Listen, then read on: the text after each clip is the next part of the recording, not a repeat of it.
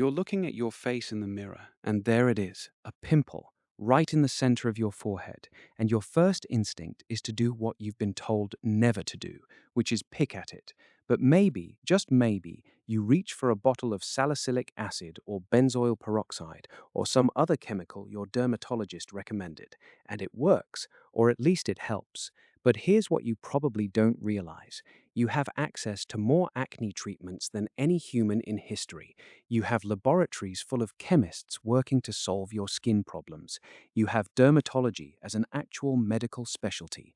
And somehow, despite all of that, acne still ruins millions of people's lives every single year.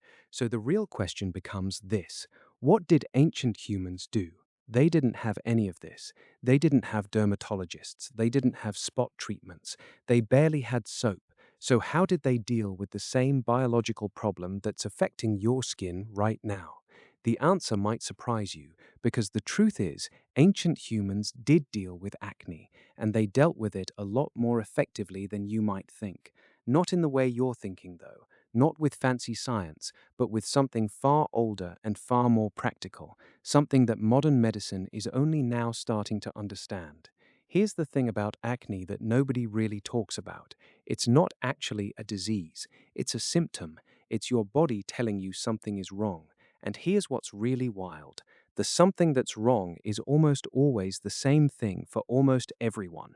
It's hormones, it's diet, it's the way you live your life, which means that for the vast majority of human history, when humans had completely different hormones, completely different diets, and completely different ways of living, acne probably wasn't actually a major problem.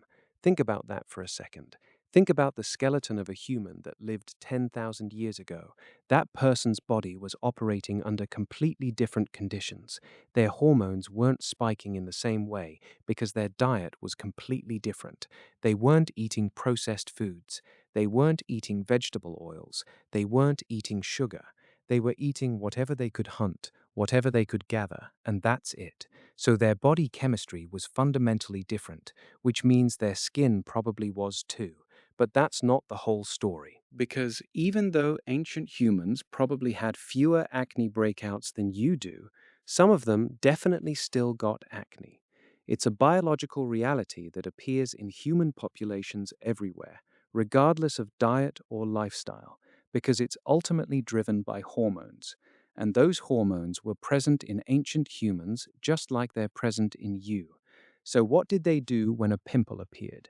The answer is shockingly practical. They used what they had, and what they had was plants. Lots and lots of plants. Because here's what's wild: modern acne treatments are almost all trying to do one of two things. They're either trying to kill bacteria, or they're trying to reduce inflammation. And you know what's really, really good at both of those things? Plant compounds. Specifically, plant compounds that ancient humans had access to everywhere.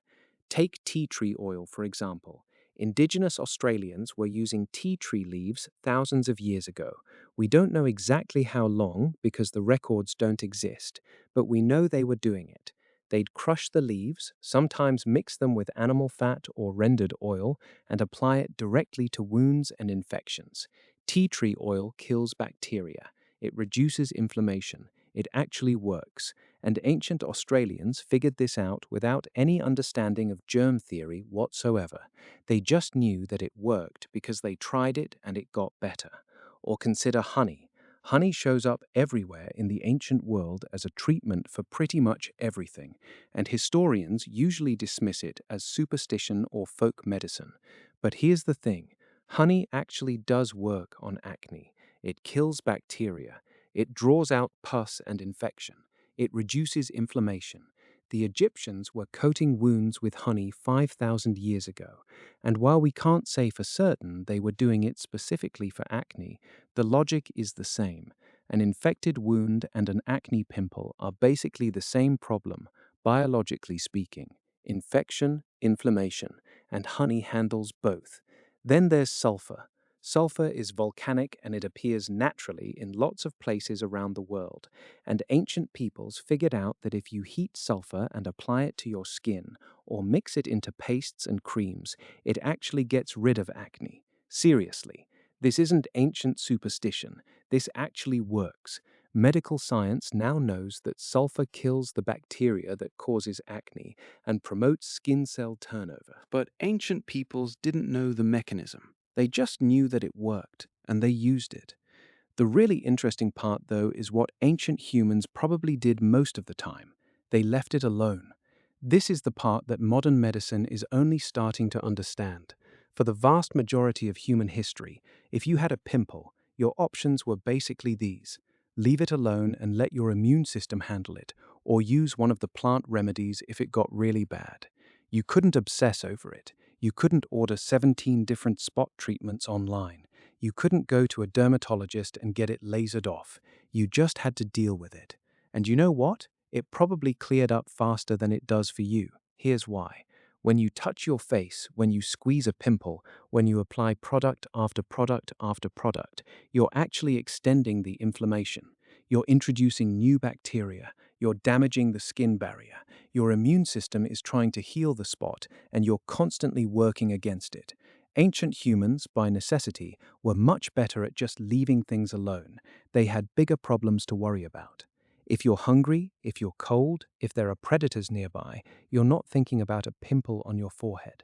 You're not obsessing over it. You're just living your life. And while you're living your life and not touching it and not stressing about it, your skin is healing. This is actually a huge part of why acne is so much worse in modern society. It's not just diet, though that's definitely part of it. It's not just hormones, though those definitely matter too. It's partly just the mental load of it. Modern humans are incredibly stressed about their appearance in a way that ancient humans weren't. You're constantly checking mirrors. You're comparing yourself to filtered images online. You're applying products that promise to fix things that nobody 50 years ago would have even noticed. And all of that stress, all of that obsession, it literally makes acne worse. Stress hormones make acne worse.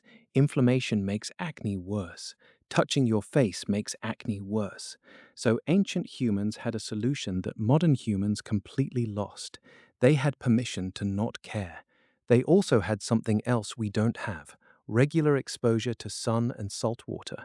Studies show that sun exposure helps clear acne.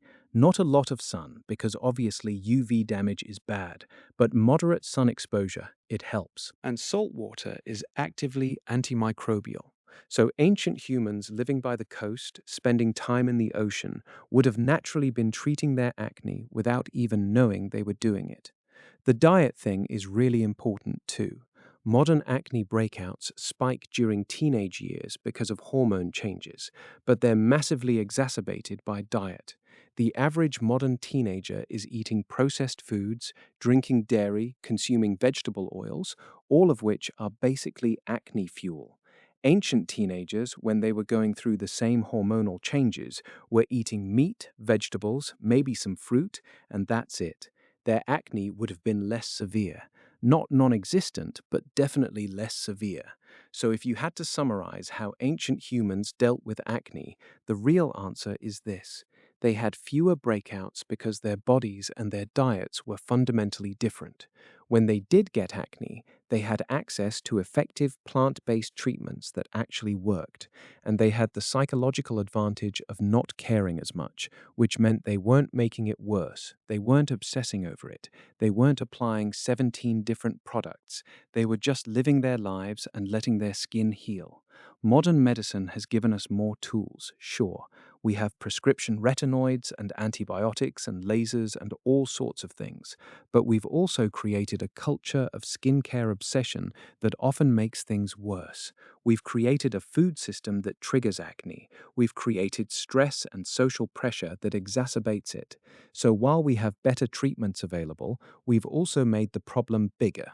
The irony is that some of the best acne advice you can get today sounds suspiciously like what ancient humans would have naturally done. Eat whole foods, spend time in the sun, don't touch your face, let it heal, don't stress about it, use simple plant-based remedies if you need to. Limit your skincare routine to the basics.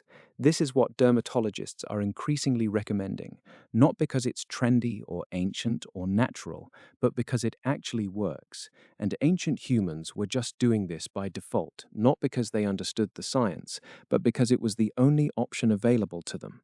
That's the real answer to the question.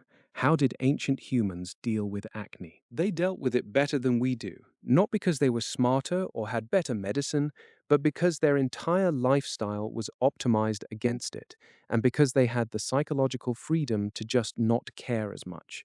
Maybe there's a lesson there for the rest of us.